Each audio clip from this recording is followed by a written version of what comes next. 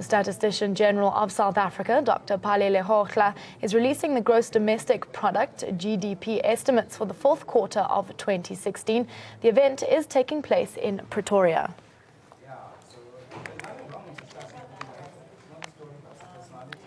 And joining us live via Skype is Francois Stoffberg, who's an economist from the Efficient Group. A very good morning to you, Francois. How are you this morning?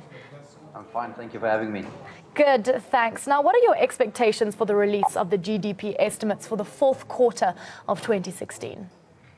Well, not much. I think the most of the economists and analysts would agree that last year was a very tough year for South Africa's economy. A lot of things reached this crucial downtrodden point, which we hope is the trough, the low point of the business cycle which we are in currently. We did see one good quarter last year, the 3.5% in the second quarter, but that's more as a result of a deteriorated base, really deteriorating to this point where anything is a big move from that very low base.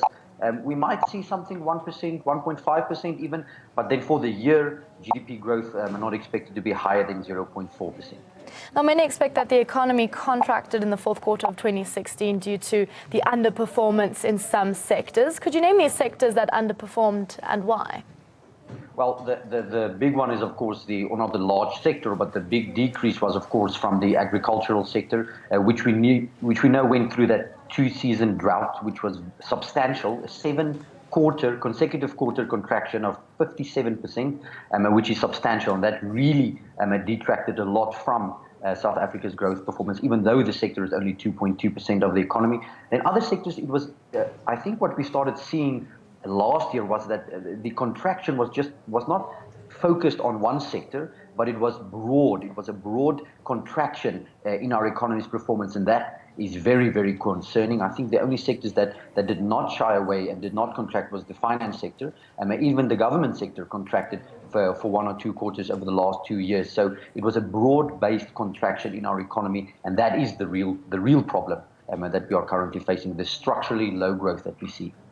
Now, household spending has also been under some severe pressure. What is the reason behind this, and how does this have an effect on the GDP? Well, like in economics, everything is linked to one another. So the consumer is really being beaten, if you want to use that very hard food word. Over the last couple of years, we have not seen growth that is suitable to create jobs that we need in South Africa. So we've seen unemployment figures reach record high levels. So the consumer is just not earning enough money.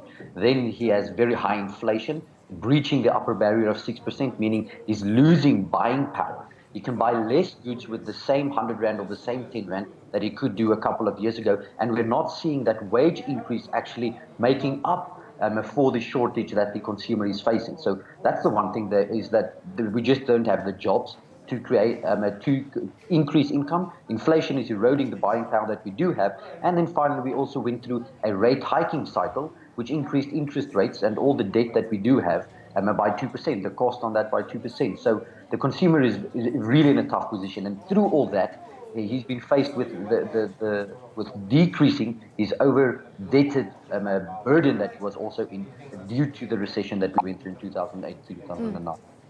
And then lastly, we saw a slowdown in the demand by other countries for commodities in South Africa. Talk us a little bit through this and how this would affect.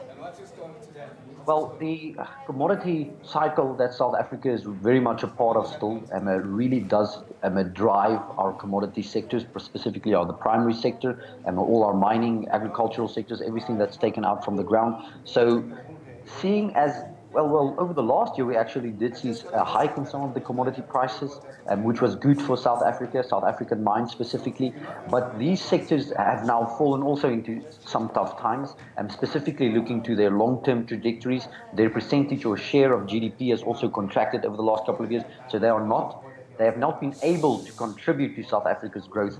But that's more an external factor. Yes, internally we have issues of high electricity costs, labor negotiations that don't go well.